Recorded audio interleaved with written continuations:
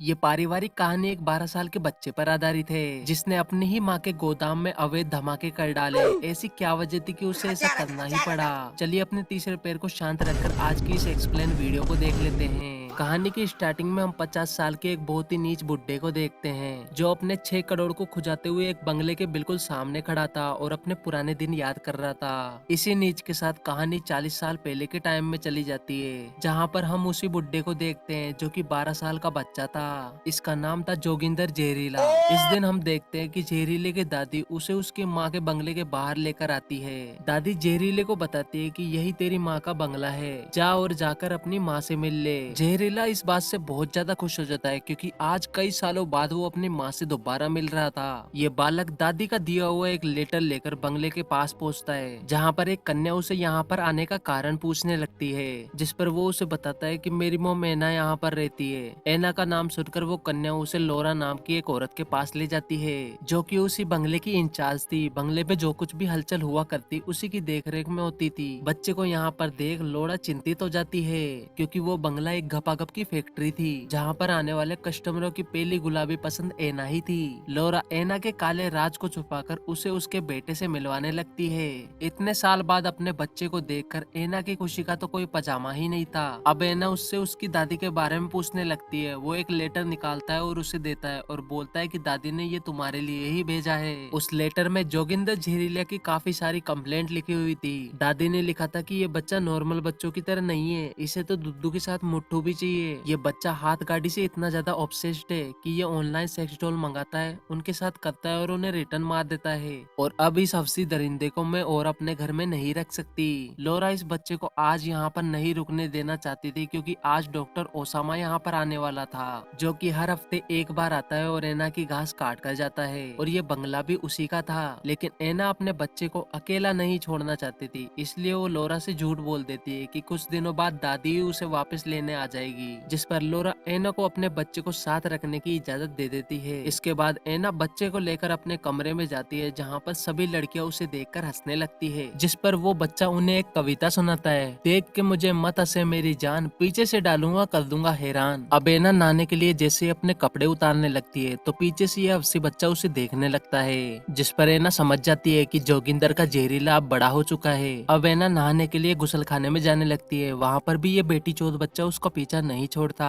अब ऐना इस बच्चे को बंगला दिखाने लगती है। तभी इसकी मुलाकात तमारा नाम की एक लड़की से होती है जिसे रात के शो के लिए लड़कियां सजा रही थी। तमारा को पहली नजर में इस बच्चे का पसंद आ जाता है। अब वो बाकियों से पूछने लगती है इसके बारे में। इसके बाद उसे पता चलता है कि ये तो ऐना का ही औलाद है। अब ऐना अपने बच्चे को लेकर एक कमरे में जाती है और बोलती है कि आज तुम्हें यहीं पर सोना होगा, कल तुम्हें मैं तुम्हारी दादी के पास वापस भेज दूंगी। जिस पर वो बच्चा बोलता है कि मुझे दादी के पास वापस नहीं जाना, मुझे तुम्हारे साथ ही रहना है। ऐना बोलती है कि तुम मेरे साथ यहाँ पर नहीं रह सकते। ओके, मैंने लोगों को दे देकर इतने पैसे तो इकट्ठे कर ही लिए कि मैं एक फ्लैट ले सकती हूँ जिसे मैं कुछ दिन बाद ही खरीद लूंगी। इसके बाद तुम, मैं और तुम्हारी दादी वहीं पर रहा करेंगे। इतना कहकर ऐना नीचे चली जाती है क्योंकि डॉक्टर के आने का समय हो चुका था। अब जोगिंदर के कमरे में वेनेसा नाम की एक लड़की खाना लेकर आती है। अब खाना खिलाते हुए वो इस बंगले में चल रही सेक्सी गतिविधियों के बारे में उसे विस्तार से बताने लगती है और अचानक से बच्चे के तीसरे पैर पर हाथ रख देती है। उसके बाद क्या, बच्चे की तो बोनी हो जाती है। वो उसकी गुफा में धमाके करके गुलू गुलू कर लेता है। अब हम डॉक्टर ओसामा को एक बहुत ही पावरफुल पॉलिटिशियन डॉक्टर बेनिसियो के साथ देखते हैं। दरअसल डॉक्टर ओसामा आने वाले बिहार के इलेक्शन में भारी वोटों से जीतना चाहता था और इसमें उसकी मदद यही चांडू करेगा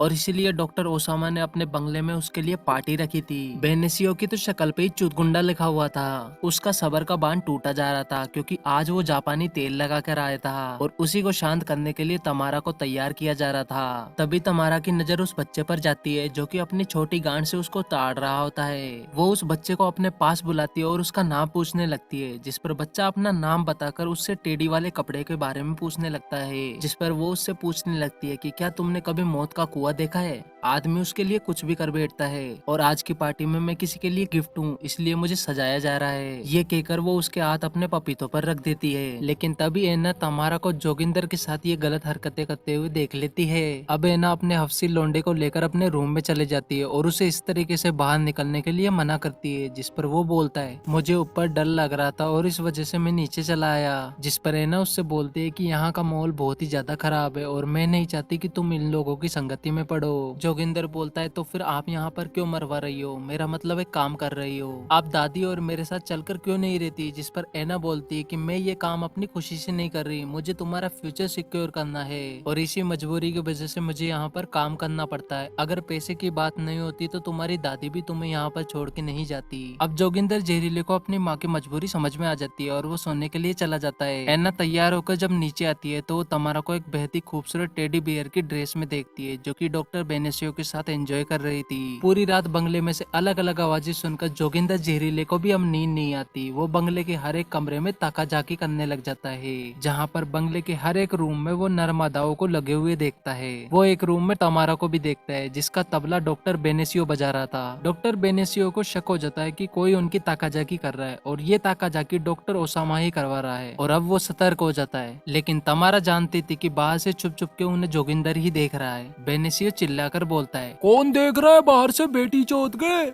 जिस पर जोगिंदर जहरीला तुरंत ही भागकर दूसरे रूम के बाहर चला जाता है, जिसके अंदर वो अपनी ही मोम एना को देखता है, जो डॉक्टर ओसामा के साथ मिलकर गुलू गुलू प्रक्रिया कर रही थी। ये सब कुछ देखकर जोगिंदर जहरीला अंदर से टूट जाता है। उसका मन तो कर रहा था कि वो नीचे जाकर ओसामा की गांड पर एक ऐसी विचित्र लात मारे कि उसकी आने वाली 7 पुश्तें बिना गांड की हो, लेकिन वो अपनी माँ की मजबूरी के कारण वापस अपने बेड पर आ जाता है और सोने की कोशिश करने लगता है। लेकिन वो जैसे ही सोने की कोशिश करता, उसे 19 मिनट 40 सेकंड की वही वीडियो याद आने लग जाती और वो अपने आप को बंगले की सारी लड़कियों के साथ करते हुए इमेजिन करने लगता। अगले दिन डॉक्टर ओसामा का असिस्टेंट उसके पास आकर बोलता है कि देश में कुछ उग्रवादियों की वजह से मार्शल लॉ लागू हो गया और इसी वजह से इलेक्शन को भी पोस्टपोन कर दिया गया है। ये बात डॉक्टर ओसामा जाकर बेनेसियो को बताता है। बेनेसियो तो अभी भी अपनी आइटम के साथ सोने में लगा हुआ था। उधर तमारा का पूरा मूड ही खराब हो गया था, क्योंकि पिछली रात जोगिंदर जहरीला की ताकाझाकी की वजह से बेनेसियो पूरी रात उसके साथ कुछ भी नहीं किया और इस कारण उसका पूरा का पूरा खेत बिना जुताई के ही रह गया।